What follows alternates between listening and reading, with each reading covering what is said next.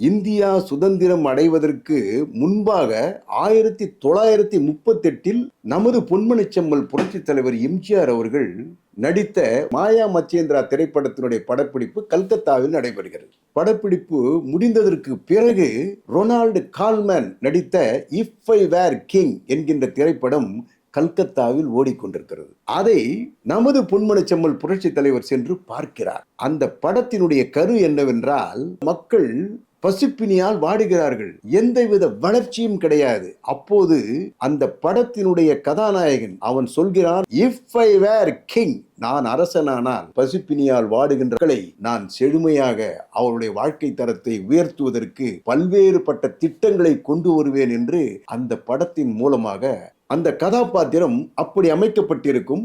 அதில் மிக அழகாக ரொனால்டு கால்மேன் நடித்திருப்பார். நமது பொன்மனச்செம்மல் புரட்சி தலைவர் எம்ஜிஆர் அவர்கள் பசிப்பினியின் உச்சத்தை அறிந்தவர் அல்லவா, வறுமையின் செழுமையை முழுக்க முழுக்க உணர்ந்தவர் அல்லவா. அந்த கதாபாத்திரம் அவருடைய உள்ளத்தில் அப்படியே பதிந்து விட்டது. இது நடந்தது 1938. காலங்கள் ஓடுகின்றன.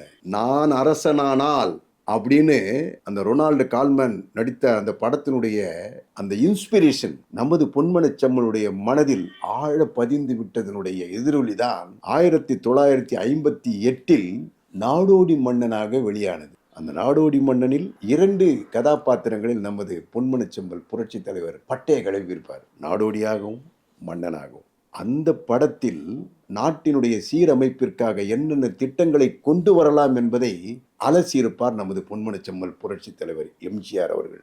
அதனுடைய உச்சம்தான் எங்க வீட்டு பிள்ளை என்கின்ற திரைப்படத்தில் நான் அரசனானால் அப்படின்னு தான் எழுதினாராம் வாலி. அப்போ ஆண்டவரே டைரக்டா இப்படி எழுதாதீங்க, மாற்றி எழுதுங்கன்னு சொன்னதனுடைய விளைவுதான் காவிய கவிஞர் வாலி அவர்கள் நான் ஆணையிட்டால்,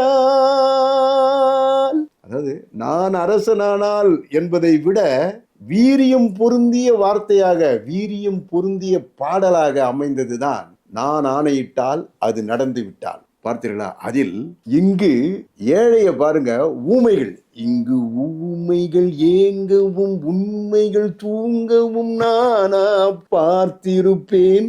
என்ன வைர வரிகள் பார்த்தீர்களா? நாடோடி மன்னனில் சொன்ன கருத்துக்களை ஒட்டித்தான் நமது பொன்மனச்செம்மல் புரட்சி தலைவர் அவர்கள் வரலாற்று சிறப்புமிக்க ஒரு ஆட்சியை தமிழகத்தில் அளித்தார் என்பதுதான் வரலாறு. நன்றி, வணக்கம்.